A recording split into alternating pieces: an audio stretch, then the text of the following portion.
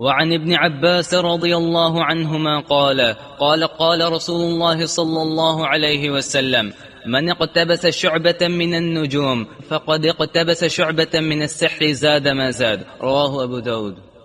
عبداللہ بن عباس فرماتے ہیں رضی اللہ عنہما، قال رسول اللہ صلی اللہ علیہ وسلم، رسول اللہ صلی اللہ علیہ وسلم کا فرمان ہے، من اقتبس شعبة من النجوم فقد اقتبس شعبة من السحر، کہ جو شخص علم نجوم کا کوئی حصہ حاصل کرتا ہے، علم نجوم کا پڑھتا ہے، حاصل کرتا ہے، سیکھتا ہے، فقد اقتبس شعبة من السحر، اس نے جادو کا ایک شعبہ حاصل کیا. یعنی علم نجوم بھی جادو ہے، یہ بھی جادو کا ایک شعبہ ہے. علم نجوم کیا ہے؟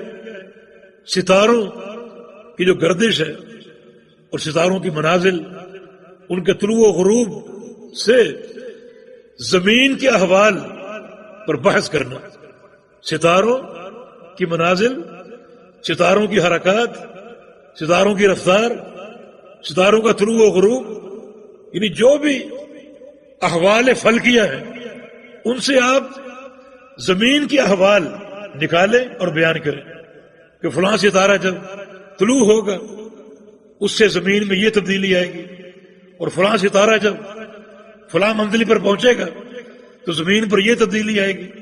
تو ستاروں اور فلک کے احوال سے زمین کے احوال اور زمین کے حوادث پر بات کرنا. پھر یہ لوگ طے کرتے ہیں کہ آپ شادی کب کریں، آپ کے لیے فلاں مہینہ بابرکت ہے. یہ لوگ طے کرتے ہیں کہ آپ فلاں مہینے میں سفر نہ کریں، یہ چیز آپ کے لیے باعث نقصان ہوگی. یہ علم نجوم ہے. فرمایا کہ جو لوگ علم نجوم حاصل کرتے ہیں، سیکھتے ہیں، انہوں نے جادو کا ایک شعبہ حاصل کیا. مانا علم نجوم بھی جادو کی ایک قسم ہے، اور جادو کا حکم آپ نے سن لیا. انتہائی یہ خطرناک قوم، اور کبائر میں یہ گناہ شامل ہے، اور جادو کو کفر تک قرار دیا گیا. جی